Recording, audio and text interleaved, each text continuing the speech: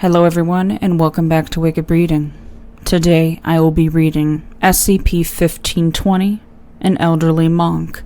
Object class, safe. SCP-1520 is a human male of Japanese ancestry, approximately 400 years of age at the time it entered Foundation custody. SCP-1520 is highly desiccated and dehydrated in a manner resembling the corpses of Buddhist monks prepared by an archaic process called soku shinbutsu, wherein the aspirant was gradually dehydrated by means of a special diet over the course of several years in order to produce a natural mummy after death. SCP-1520's flesh is dried and translucent and is stretched out over its bones. X-ray and MRI analysis has shown that musculature and internal organs, excluding the brain, eyes, and ears, are severely atrophied.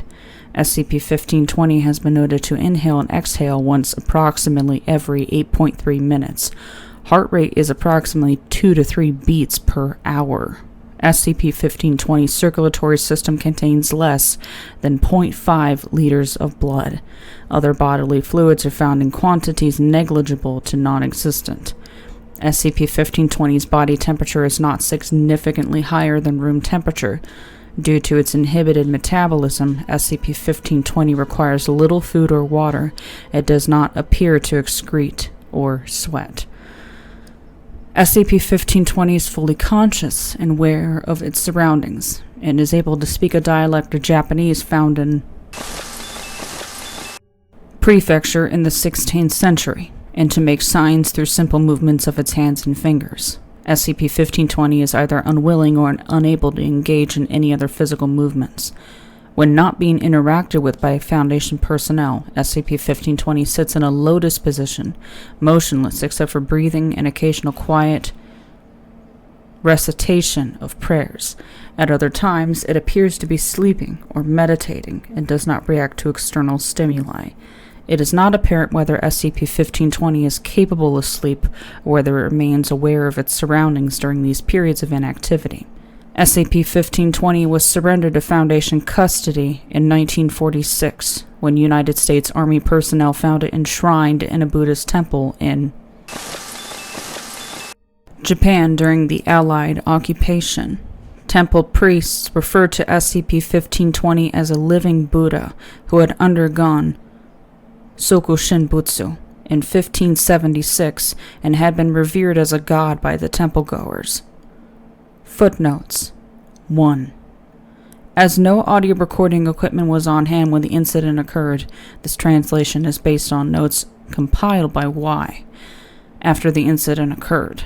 Y has stated that the original Japanese spoken by SCP-1520 was considerably more flowery and old-fashioned than the version he has produced, that it made use of several terms not used in modern Japanese which he was unfamiliar with. Special Containment Procedures. SCP-1520 is to be seated in the corner of a standard cell of the type used to contain safe-class humanoid SCP objects. No furniture, fixtures, or amenities are to be provided. No external or internal light sources are to be provided except when SCP-1520 is being directly interacted with. When interaction is necessary, personnel shall wear low-light goggles, and light provided shall be of a bare minimum necessary to allow their functioning. The chamber is to be soundproof to prevent any external stimulus. Air shall be filtered constantly and silently to prevent any odoriferous compounds from accumulating. Air temperature is to be maintained at 16 degrees Celsius. SCP-1520 is to be fed one nutritionally supplemented wafer with a neutral taste profile once per day, as well as 30 milliliters of filtered water. Interaction with SCP-1520 for interview and examination purposes shall be kept to a minimum.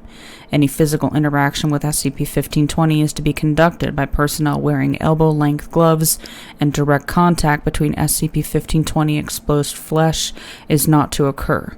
Medical examination of SCP-1520 shall be conducted once per month to determine whether additional attention is required.